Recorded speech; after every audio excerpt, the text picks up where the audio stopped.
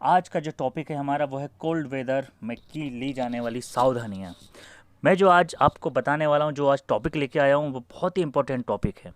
ये एग्ज़ाम की दृष्टि से भी बहुत ज़रूरी है और आपका जो है नॉर्मल मेंटेनेंस की दृष्टि से भी बहुत ज़रूरी है। जो डेली आपका जो साइड में जो आपको जो वर्किंग में जो आपकी बहुत ज़्यादा हेल्प करेगा। एक एक पॉइंट, एक एक चीज़ें बहुत अच्छे से मैंने छाट के लाया है आपके लिए। अगर आप इसको एक बार पूरा वीडियो देख लेंगे तो उसके बाद आप कोल्ड वेदर से होने वाली सारी परेशानियों से निपटने के लिए बिल्कुल पूर्ण रूप से तैयार हो जाएंगे। तो ध्यान से सुनिएगा।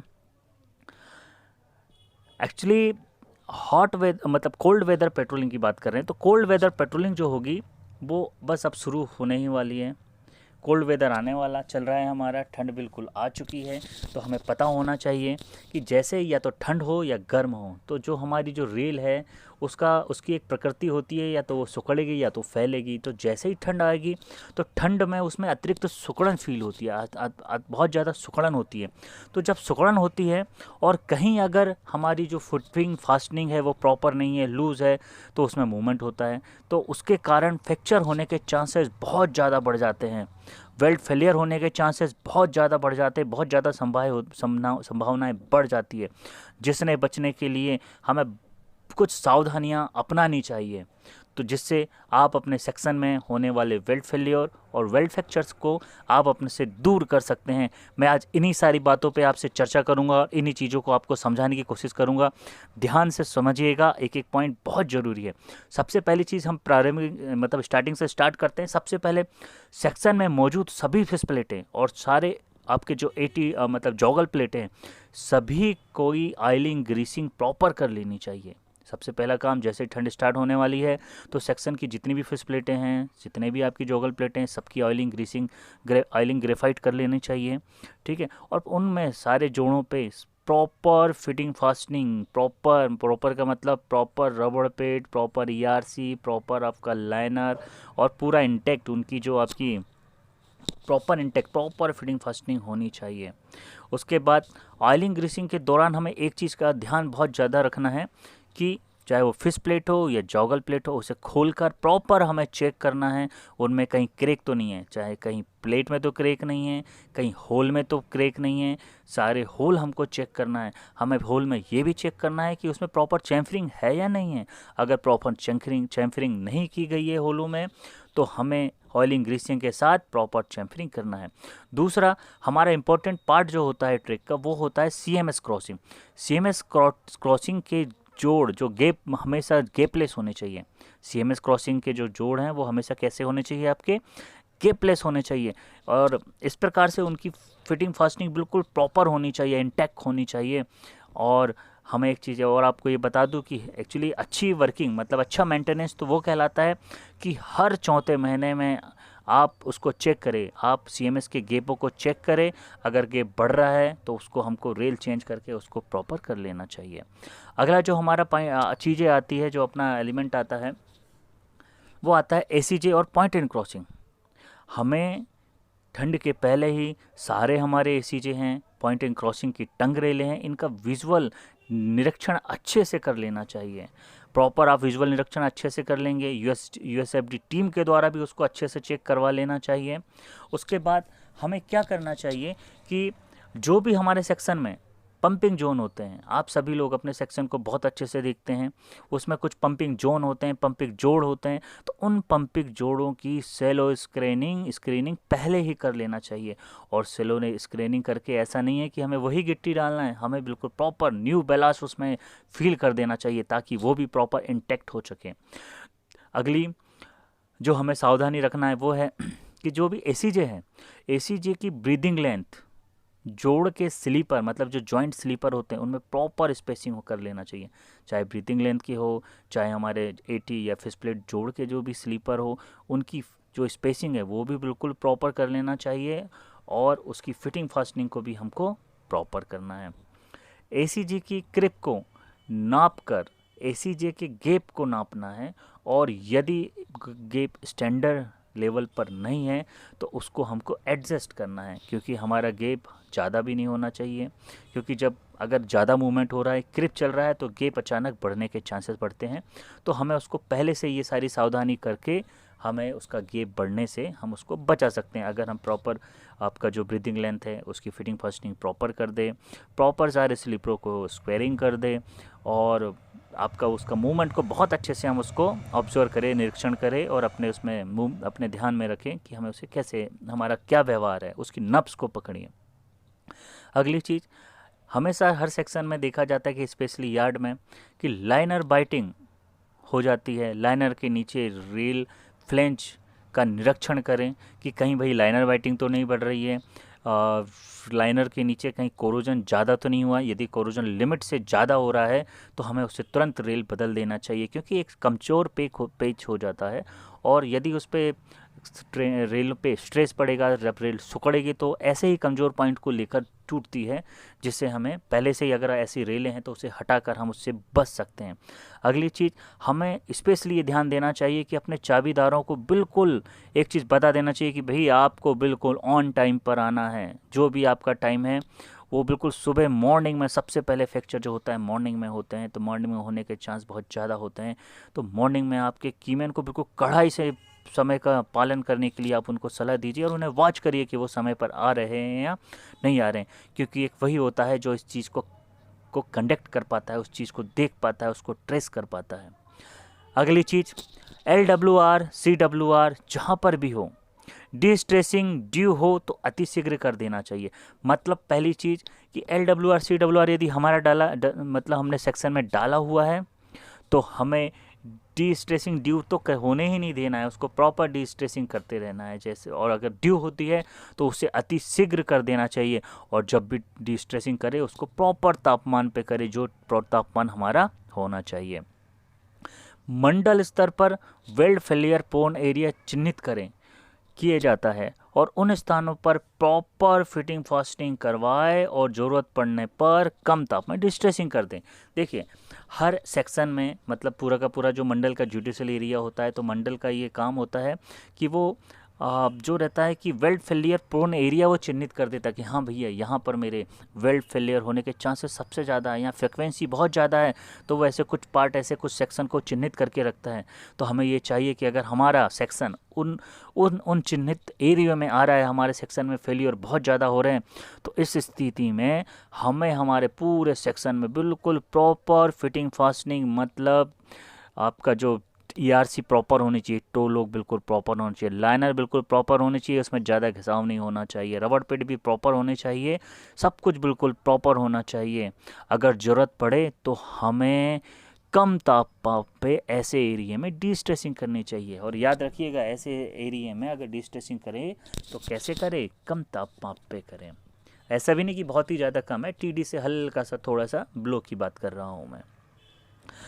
आगे मैं बात करूँगा कि हमेशा ये देखा जाता है कि हमने मैक्सिमम जॉगल प्लेटों पे, जॉगल प्लेट मतलब मतलब जॉगल प्लेट जो 80 वेल्ड है उस पर जॉगल प्लेट बांधी जाती है, लेकिन किस में बांधी जाती है, जो डिफेक्टिव है।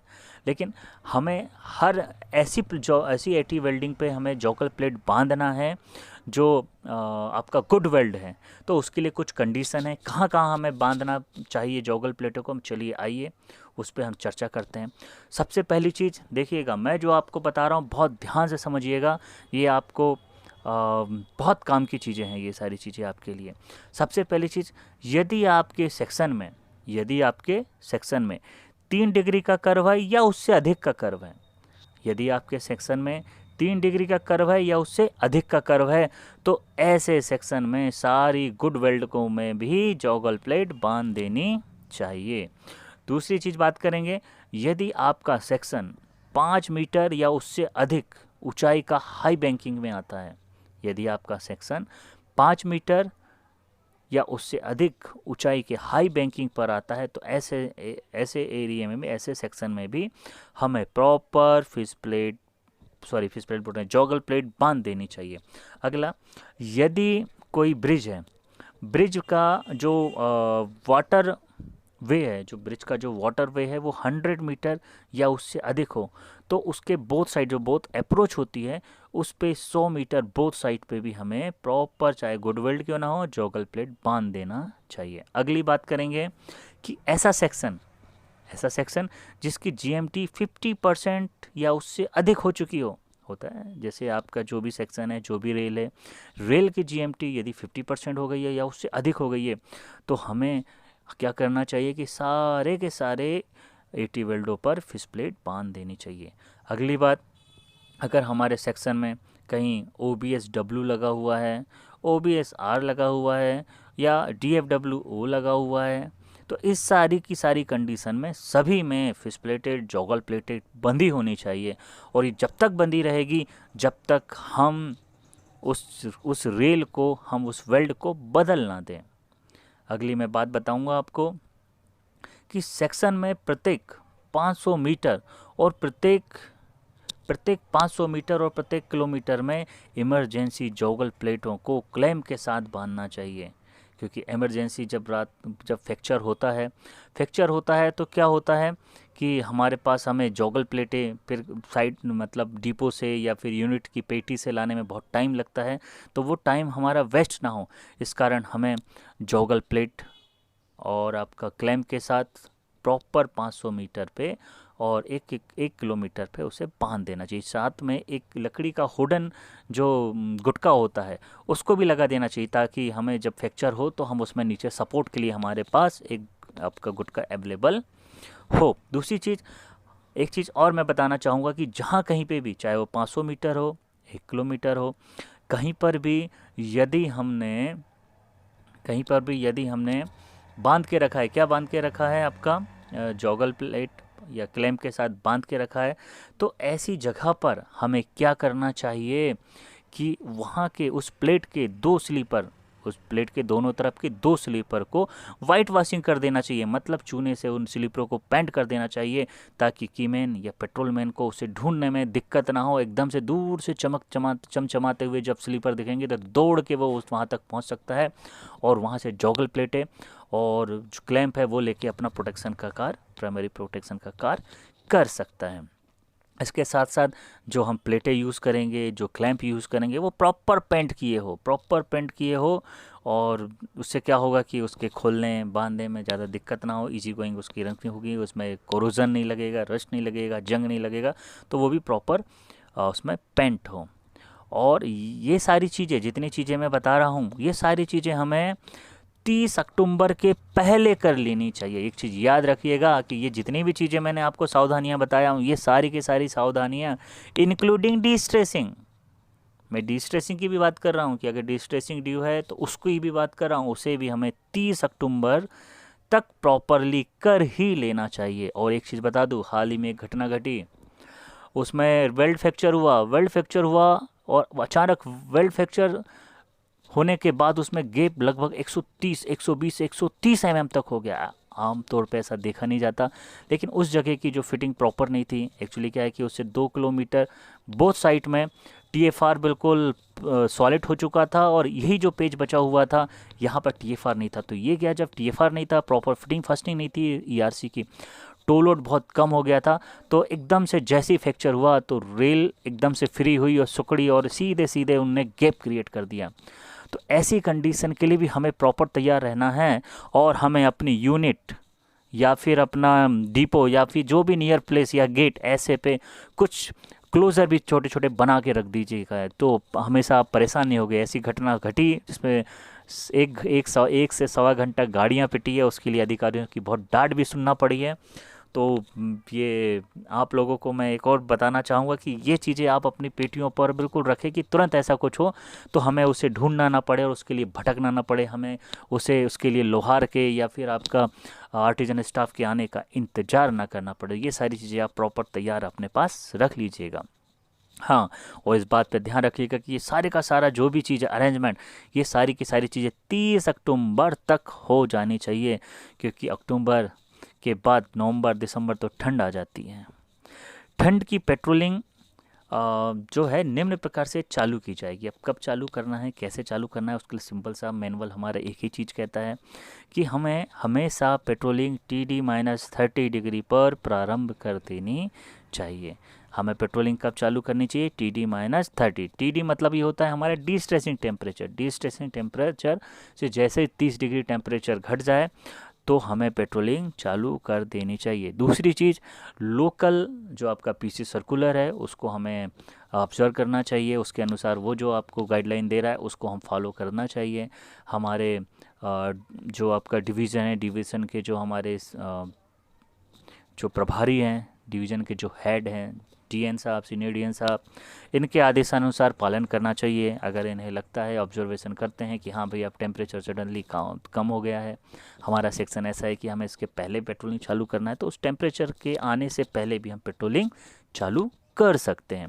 दूसरी चीज़, पेट्रोलमैन हमेशा स्वस्थ होने चाहिए और उनको संरक्षा और सुरक्षा की पूर्ण रूप से जानकारी होनी चाहिए। मतलब जो भी हमारा पेट्रोलमैन चले वो बिल्कुल मुस्तैद हो, स्वस्थ हो, उसको संरक्षा और सुरक्षा की जानकारी प्रॉपर होनी चाहिए, क्योंकि एक अच्छा स्वस्थ इंसान ही खुद की सुरक्षा भी कर सकता है और रेल की सुरक्षा भी कर सकता है।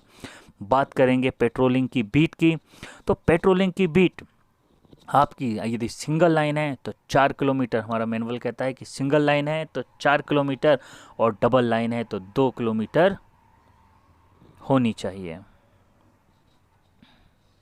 आगे बात करेंगे कि पेट्रोलिंग का समय हमें हमेशा ऐसा रखना चाहिए जहाँ पे सबसे ज़्यादा ठंडा पीरियड पड़े, मतलब टेम्परेचर सबसे डाउन में हो। सबसे ज़्यादा कंप्रेशन जो है वो आपका जो है वो कब पड़े उस पर वो पड़ता है रात के समय, मॉर्निंग के टाइम, मतलब 12 के बाद। तो उसी को देखते हुए हम जो पेट्रोलिंग की जो टाइमिंग जो निर्धारित करते हैं वो करते हैं कि 13 बजे से 7 बजे, मतलब रात्रि 11 बजे से सुबह के 7 बजे तक हमें पेट्रोलिंग का समय निर्धारित किया गया है। इस वक्त हमें पेट्रोलिंग करना चाहिए। अब मैं बताना चाहूँगा आपको कि ठंड की पेट्रोलिंग के समय क्या क्या सामान आपको यूज़ करना है। सबसे पहली चीज़, 3 रंग वाली एलईडी टार्च। हमेशा पेट्रोलमैन अपने साथ 3 रंग वाली एलईडी टार्च लेके चलेगा, एक स्टाफ लेके चलेगा, 3 सेल वाला एक टार्च लेके चलेगा। अतिरिक्त 10 फटाके होने चाहिए, सीटी होनी चाहिए, नंबर प्लेट होनी चाहिए, लाल हाथ झंडी होनी चाहिए, 2 हरी हाथ झंडी होनी चाहिए, एक हैमर होना चाहिए, पाना होना चाहिए और आपका जीपीएस ट्रैकर होना चाहिए। और इसके अतिरिक्त भी जो आपका जो पीसी सर्कुलर के हिसाब से जो भी नई गाइडलाइन आती है उसको फॉलो करते हुए वो सारे सामान को आपको लेकर चलना है। अब सिंपल सी चीज़ हम बात करेंगे पेट्रोलमैन के कार्य, उनके कर्तव्य, उनके कार्यों के बारे में, उनकी सावधानियाँ, उन्हें क्या रखना चाहिए, उन्हें कैसे अपने आप को सावधानी, मतलब अपने आप को कैसे हम पेट्रोलिंग करना है, उसके बारे में हम चर्चा करेंगे। पहला, पेट्रोलमैन सबसे पहली चीज़ रिफ्लेक्टिव जैकेट और सेफ्टी शूज़ पहनकर ही पेट्रोलिंग करने आए। सबसे पहली चीज़ है कि जो पेट्रोलमैन होगा वो अपना रिफ्लेक्टिव जैकेट और शूज़, सेफ्टी शूज़ पहन कर ही आए, क्योंकि रिफ्लेक्टिव जैकेट अगर प्रॉपर पहनता है तो दूर से ड्राइवर को नज़र आ जाता है, हाँ भैया कोई हमारा पेट्रोलमैन यहाँ पे चल रहा है, तो तुरंत तो आपको हॉर्न बजाएगा। अगर उसको नहीं दिखेंगे तो कभी कभी वो भूल जाएगा और हॉर्न नहीं बजा पाएगा, तो अनहोनी होने की, दुर्घटना होने के चांसेस बढ़ जाते हैं। इसलिए पेट्रोलमैन को हमेशा के हमेशा याद रखना है कि हमें क्या करना है, हमें रिफ्लेक्टिव जैकेट हमेशा पहन के चलना है, हमें सेफ्टी शूज़ हमेशा पहन के चलना है, क्योंकि हमें गिट्टी पे चलना है, हमें लोहे के बीच चलना है। कभी हमारा पाँव ईआरसी से टकरा जाता है, कभी हमारा पाँव लाइन से टकरा जाता है, कभी हमारा पाँव जो ओएच की जो बॉन्ड पट्टी होती है उससे टकरा जाता है, जिससे हमें चोट लगने के चांसेस भी होते हैं।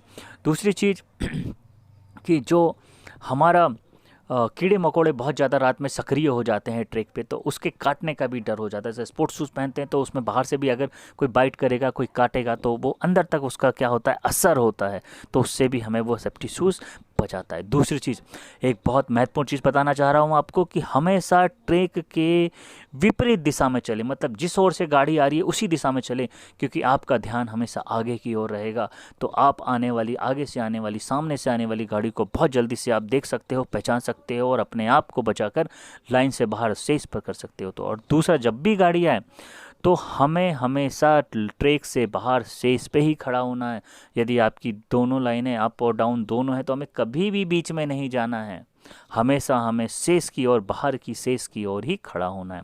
अगली चीज़, जीपीएस ट्रैकर को ड्यूटी के समय ही चालू करना है, या मे बी पॉसिबल बहुत हुआ तो आप 5 मिनट पहले चालू कर सकते हैं। उसके अतिरिक्त हमें जीपीएस को स्टार्ट नहीं करना है, ड्यूटी पर ही स्टार्ट करना है, और हमें प्रॉपर ये सुनिश्चित कर लेना है कि वो प्रॉपर चार्ज हो। पेट्रोलमैन अपनी बीट में धीरे धीरे एक लाइन पर जाएगा और दूसरी लाइन से वापस आएगा। पेट्रोलमैन धीरे धीरे अपनी बीट में एक लाइन से जाएगा और दूसरी लाइन से वापस आएगा। इस दौरान patrolman rail weld, rail failure एवं एसीजे गैप को प्रॉपर अच्छे से देखते हुए आगे बढ़ेगा। उसे सब कुछ देखना है, कहीं वेल्ड फ्रैक्चर तो नहीं है हो रहा है कहीं, और एसीजे के गैप को भी हमको सर्च करना है कि गैप इतना तो नहीं बढ़ गया कि प्लेट से बाहर आ जाए, विद इन लिमिट ही रहे वो गैप। दूसरी चीज़, उसके कान चौकन्ने होने चाहिए, उसे सब सुनाई देना चाहिए कि दूर से गाड़ी आ रही है, कहीं फ्रैक्चर होगा या कुछ ऐसा कुछ क्रैक होगा या कुछ लूज पैकिंग होगी या हमारा प्रॉपर वेल्ड में फिटिंग फास्टिंग नहीं होगी, तो हमें एक आवाज़ आएगी, एक फटफट की आवाज़ आएगी, तो उसके सुनने के लिए उसके कान सचेत होने चाहिए, जिसकी सूचना सुबह PWI को भी दे सकता है। दूसरी चीज़ हमेशा याद रखिएगा कि रिफ्लेक्टिव जैकेट आपका जो भी आप गर्म कपड़े घर के पहनेंगे उसके ऊपर ही पहने, आप अपनी ड्रेस के ऊपर ही पहने। ऐसा ना करें, कभी कभी ये करते हैं कि रिफ्लेक्टिव जैकेट के ऊपर गर्म कोट या गर्म जैकेट पहन लेते हैं, ऐसा कभी ना करें।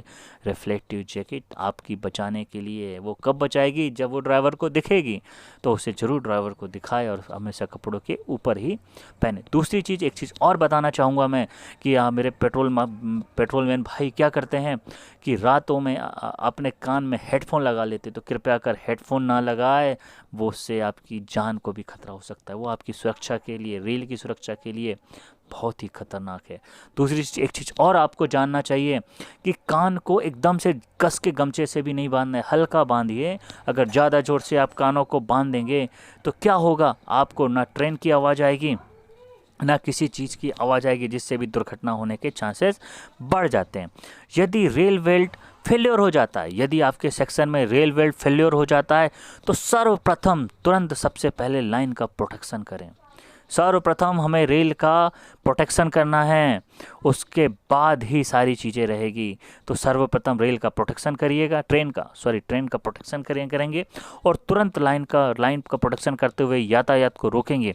इसकी सूचना सर्वप्रथम तो एसएस महोदय को देना है, ताकि वो एसएस महोदय, अगर ट्रेनें दूर है तो वो सिग्नल नहीं देगा या वॉकी टॉकी से बोल के रोक सकता है, और उसके बाद अपने मेट को, जेई को, एसएससी को इसकी सूचना देंगे कि भैया ऐसा ऐसा हो गया है, हमने गाड़ी खड़ी कर दी है, अब आइए और आप उसको अब अपने हिसाब से मेंटेन करिए।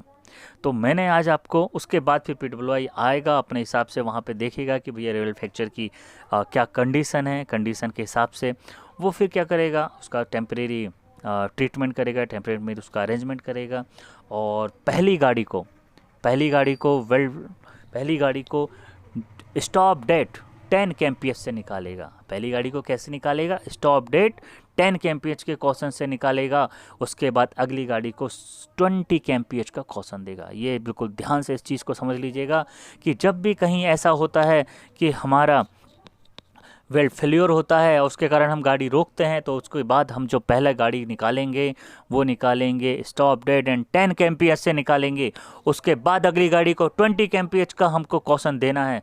उसके बाद ही जब हम उसको रेल चेंज कर दें, हम रेल चेंज करने के बाद, जब हम रेल चेंज कर दें और रेल चेंज करने के बाद फिर क्या करेंगे हम कि प्रॉपर वेल्डिंग होने के बाद, रेल चेंज करने के बाद 30 कॉशन हम कर देंगे, और जैसे ही हमारी प्रॉपर अपनी वेल्डिंग हो जाएगी, ट्रैक हमारा बिल्कुल नॉर्मल हो जाएगा, तब हम उसको नॉर्मल हम टेम्परेचर कर देंगे। ठीक है, और जहाँ पे भी ऐसा होता है हमेशा याद रखिएगा कि वेल्ड होने के बाद 150 स्लीपर बोथ साइड, लगभग 150 स्लीप हमें डी स्ट्रेसिंग करना नहीं भूलना है, ताकि जो स्ट्रेस बना हुआ है, जो गैप क्रिएट हुआ है, जो आजू बाजू का जो एक ही जगह जो स्ट्रेस आके इकट्ठा हो गया है, उसको हम रिलीव कर सके। अगर हम ऐसा नहीं करेंगे तो चीज़ें बिगड़ने के चांसेस बढ़ जाते हैं। आशा करता हूँ कि आज का ये जो वीडियो है वो आपको बहुत ही मतलब जानकारी आपको दिया होगा, आपके एग्ज़ाम की दृष्टि से भी, आपको सेक्शन मैनेज करने की, मेंटेनेंस की दृष्टि से भी। और यदि आपको कहीं पे भी कोई दिक्कत होती है तो बेझिझक आप मुझे कमेंट्स में बताएं। मैं आपके हर सवाल का जवाब देने के लिए अपने तरफ से पूरी कोशिश करूंगा कि आप जो भी क्वेश्चन पूछे, जो भी आप मुझसे जानकारी मांगे, मैं आपको प्रॉपर वो जानकारी अवेलेबल कराऊं। और सबसे पहली चीज़, ट्रेन की लाइन की सुरक्षा, फिर हमारी सुरक्षा, ये सारी चीज़ों को देखते हुए हमें अपने ट्रैक का मैनेजमेंट करना है। मैंने जो चीज़ें आपको बताया है उस दृष्टि से उसके उतनी सावधानी यदि आप करेंगे तो मैक्सिमम आपके सेक्शन में जो होने वाले जो फेल्योर हैं, जो फ्रैक्चर है, आप बिल्कुल हमने निकाल देंगे, कभी फेल्योर नहीं होगा। देखा हमेशा ये जाता है कि सेक्शन में डिस्ट्रेसिंग होती नहीं है, डिस्ट्रेसिंग कागजों में हो जाती है, आपको पता ही नहीं चलता। उसके बाद फिर क्या होता है कि वो स्ट्रेस क्या है कि उस पेज में इकट्ठा होते जाता है, इकट्ठा हो जाता है। और हमेशा देखिएगा जो सबसे कमज़ोर पेज मिलेगा वहीं पे ये सारी चीज़ें होती हैं। इसलिए ऐसी नौबत ही मत आने दे कि आपके सेक्शन में, आपके बीट में कहीं ऐसा कमज़ोर पेज बचे, ताकि ऐसी घटनाएं घट सकें। अगर आपको मेरा वीडियो अच्छा लगा तो प्लीज़ लाइक करिएगा, शेयर करिएगा, जिससे ज़्यादा से ज़्यादा लोगों तक ये इन्फॉर्मेशन मैं पहुंचा सकूं। अगर कोई और सब्जेक्ट पे यदि आपको वीडियो यदि चाहिए तो आप मुझे कमेंट्स में लिख सकते हैं, मैं उस पर आपके लिए वीडियो बना के आपके लिए प्रस्तुत करूंगा। धन्यवाद।